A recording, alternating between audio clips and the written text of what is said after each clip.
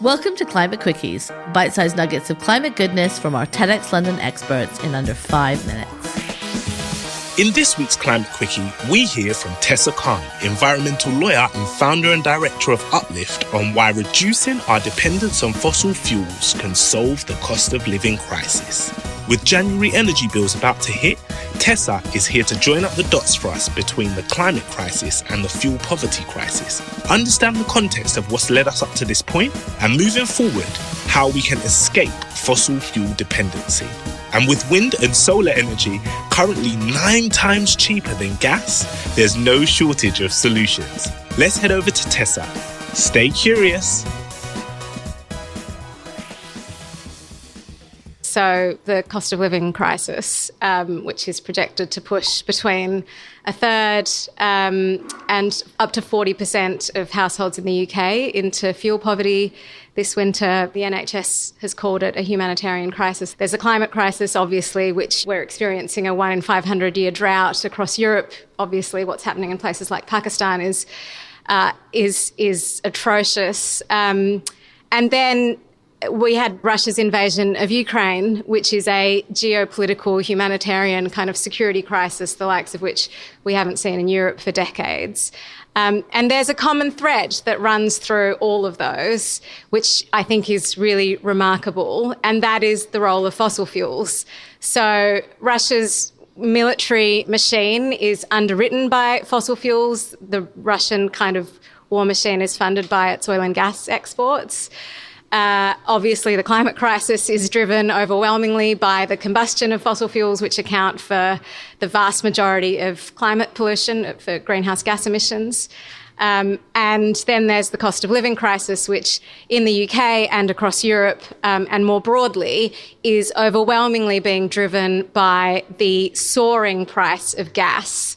So there's really, I think, an opportunity for us to tell a story in this moment about the true cost of our reliance on fossil fuels, when often that cost in countries like the UK that have until now been relatively insulated from the impacts of climate change, for example, it seemed pretty abstract to talk about why fossil fuels are bad. But now I think everyone is reckoning with the fact that fossil fuels are really screwing us in so many different ways, and there's never been a better moment to make the argument that we've got to get off them. Energy bills in the UK are higher than they are anywhere in Europe, and that is because we are exceptionally dependent on gas to heat our homes. 85% of UK households have gas boilers in them, and we have a really high proportion of gas in our electricity mix. So that's really locked us into the situation that we're in now. We know what the solutions are because we literally just have to look to our neighbours who are all doing it better than we are to see what we need to do. That's what people are going to be really worrying about over the next few months. We need to have a conversation about our energy system, which is what got us into this mess in the first place, is why we've got the highest energy bills in Europe. And is how we're ultimately going to make sure that we don't experience this not just this winter, but the next winter and the winter after that. Because at the moment, global gas prices are expected to stay high until 2025. So this is not just a winter 2022 issue, it's a multi-year issue. And if we don't get on top of the root cause of this, which is our dependency on gas, then we're going to be in exactly the same situation in a year's time. In the UK, we have this ridiculous situation where we waste a lot of energy. So we have some of the leakiest homes. This will not come as a surprise to anyone who lives in the UK.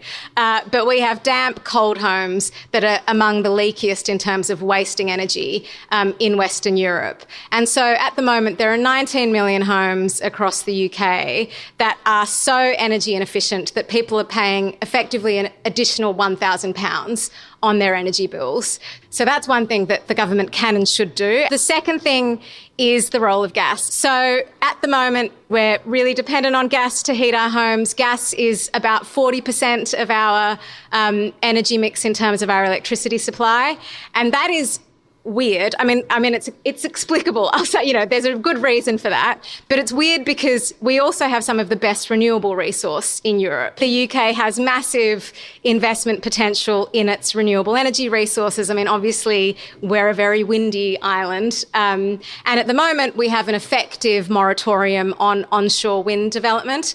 We also have an effective moratorium on onshore solar farms, despite the fact that solar farms take up less than 0.1% of the UK's current landmass. So there's a lot we could be doing. And the cost of those two things, wind and solar, are currently 9 times cheaper than gas. So that is one way to bring down your energy bills right away. And that's something that the government ought to be prioritising.